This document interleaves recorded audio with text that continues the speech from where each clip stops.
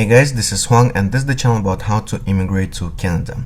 In today's video we're going to discuss about how the immigration could drive Canada's population to 55 million by 2068. It's by the statistics of Canada. So the population growth in Ontario and Alberta would account for half of the projected growth over the next 50 years. While many developed countries are expected to see some population decrease over the next 50 years, Canada's population is projected to flourish as a result of immigration. Statistics Canada reports the Canadian population could reach 55 million people by 2068 under a medium growth scenario, up from 37.1 million in 2018. The agency created 9 plausible long-term scenarios in order to project what Canada's population may look like in the future: a low growth scenario, a high growth scenario, 5 medium growth scenarios that differ in interprovincial migration assumptions, a fast aging scenario, and a slow aging scenario. In all scenarios, immigration would remain the key driver of population growth over the next 50 years, Statistics Canada reports, as has been the case since the early 1990s. So the population growth in Ontario and Alberta projected to outpace other provinces. Statistics Canada projected that the population will increase in some provinces and territories but decrease in other over the next 25 years. All scenarios showed Ontario's population increasing with a high estimate of 20.4 million residents by 2043 compared to 14.3 million in 2018. The rate of population growth in Alberta would be the highest among Canadian provinces over the next 25 years, Statistics Canada says.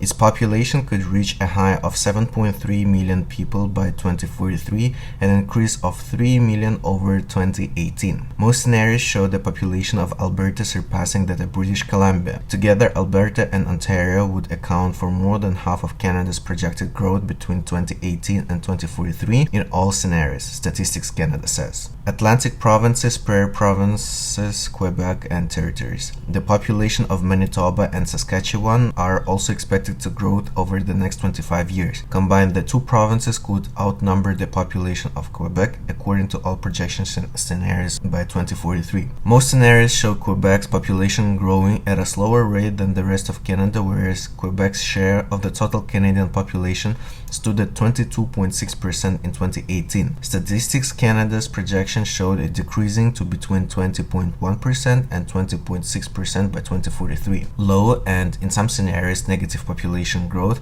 is forecast for Canada's Atlantic provinces, who are shown to present either a stable or decreasing share of the Canadian population by 2043, Statistics Canada says. The population of Canada's 3 territories are expected to increase in all scenarios, yet their share of the total Canadian population would remain at about 0.3% over the next 25 years.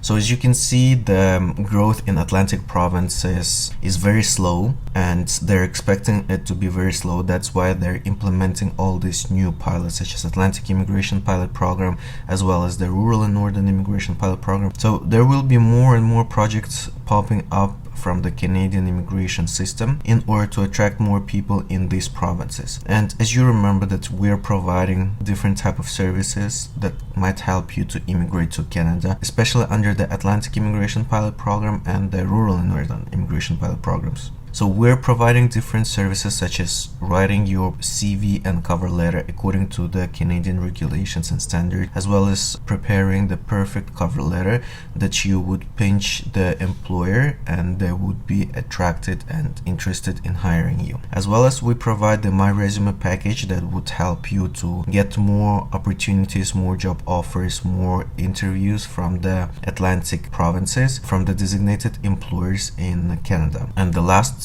package that we offer is the full package that we're implementing everything that was mentioned before, plus the Rural and Northern Immigration Pilot Program, that more details will be available this fall, but we already started working and cooperating with some employers.